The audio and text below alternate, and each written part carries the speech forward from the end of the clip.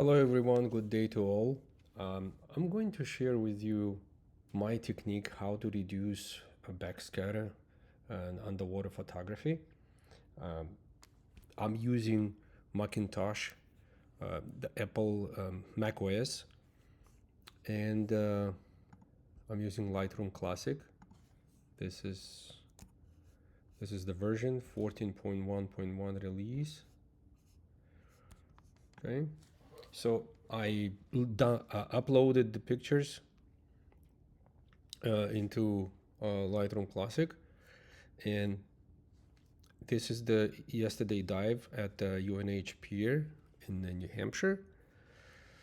So the first thing I do is just to make some adjustments, making picture look decent.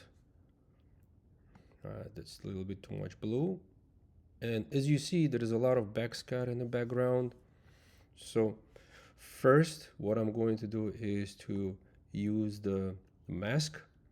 There's a subject, sky, and the background. So we click on a subject, and the computer does a good job by selecting the subject. But I also would like to preserve the front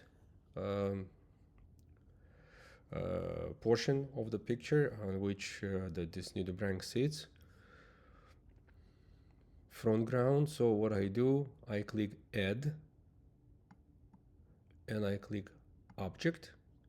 Then with the tool provided, I just roughly indicate a portion I would like to add to the first mask. Excellent. Now let's call this mask a nudibranch. Okay. So the next step is we're going to duplicate and invert the mask. So this red indicates what the computer selected as a background, or it reversed the first mask. And you can tell if you go to exposure, that's the area we're going to work with.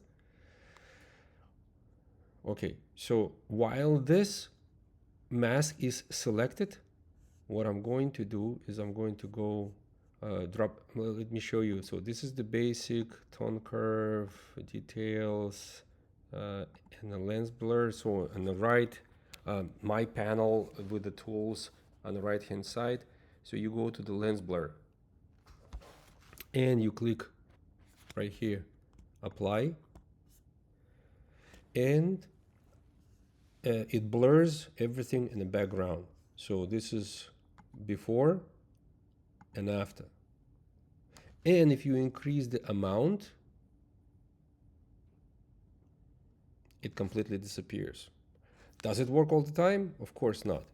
If you're shooting into the water column, it will be very difficult to remove the background.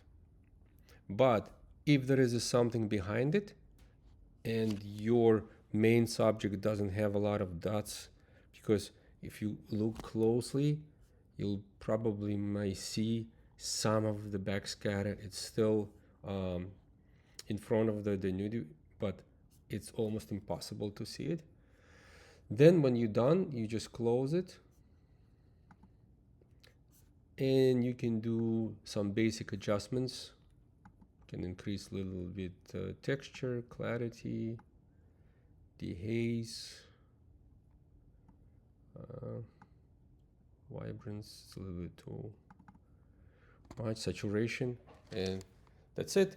So this is before, after, and this is without the lens blur, and this is with. Hopefully it was helpful, and talk to you next time.